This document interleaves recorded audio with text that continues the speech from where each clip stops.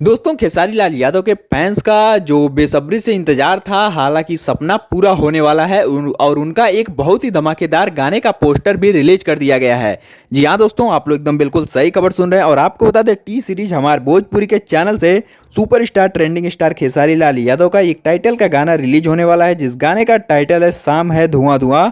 और आपको बता दें इस गाने को अगर सिंगर की बात की जाए तो खेसारी लाल यादव और सृष्टि भारती, हालांकि एक नई सिंगर हैं। हालांकि आप लोगों ने इनका नाम कम सुना होगा, लेकिन इन दोनों लोग की जो आवाज़ है काफ़ी लाजवाब है और ये दोनों लोग मिलकर इस गाने को गाए हैं। और इस गाने में खेसारी लाल यादव के साथ पारुल यादव, जो कि भोजपुरी की एक बहुत ही अच्छी फीमेल एक्ट्रेस बन चुकी हैं, इन दोनों लोग का गाना होने वाला है। और ये गाना बहुत ही तगड़े लोकेशन पे शूट किया गया है और इस गाने को बनाने में 5 से 7 लाख रुपया इन्वेस्ट भी किया गया है।